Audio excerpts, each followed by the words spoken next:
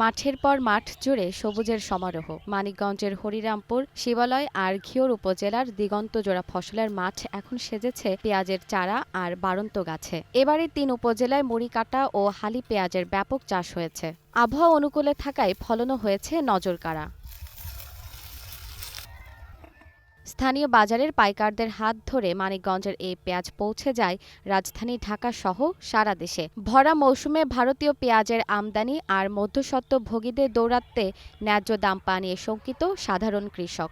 আলহামদুলিল্লাহ আমাদের এলাকার পেঁয়াজ ভালোই হয়েছে, দাম এবং কি কমে গেছে এবং কি হবে এখনো বলা যাচ্ছে না।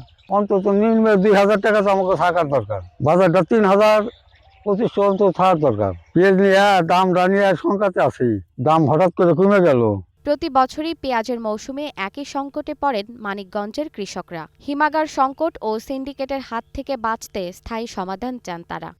এক মন পেঁয়াজ যে পেঁয়াজ খরচ হয়েছে আমাকে কৃষক দিয়ে কামলা দিয়ে সবকিছু আবহাওয়া দিয়ে সবকিছু দিয়ে ওষুধপাতি দিয়ে এক মন পেঁয়াজের খরচ পড়ছে ১৫০০ টাকা। তাতে আমাকে লাভ হয় না, ভবিষ্যতে দাম বাড়ার দরকার। এইভাবে থাকলে আমরা বাঁচব না। এবার এ জেলায় পেঁয়াজ চাষের লক্ষ্যমাত্রা ছিল ৭,৮৬৭ হেক্টর জমিতে। আবহাওয়া অনুকূলে থাকায় ফলনও হয়েছে আশাতীত। লক্ষ্যমাত্রার চেয়ে প্রায় ৮,০০০ মেট্রিক টন বেশি পেঁয়াজ ঘরে তুলছেন কৃষকরা। আর রক্ষণাবেক্ষণের জন্য প্রণোদনার ব্যবস্থা রয়েছে জানালেন কৃষি কর্মকর্তা। তথা কৃষি অধিদপ্তরের মাধ্যমে এই এয়ারফ্লো মেশিন পেঁয়াজ কৃষকদের মাঝে, পেঁয়াজ চাষিদের মাঝে বিতরণ করা হচ্ছে এবং আমরা আশা করছি যে এবার পেঁয়াজ চাষ যেমন ফলন ভালো হবে এবং তারা তাদের যে সংরক্ষণের যে সমস্যাটা, সেই সমস্যাটিও দূর হবে। প্রকৃতি দুহাত ভরে দিলেও হিমাগার আর সঠিক বাজার ব্যবস্থাপনার অভাবে সেই উপহার এখন চাষিদের জন্য উদ্বেগের কারণ। প্রান্তিকে কৃষকদের পরিশ্রমের সঠিক মূল্য নিশ্চিত করতে দ্রুত সরকারি উদ্যোগ জরুরি।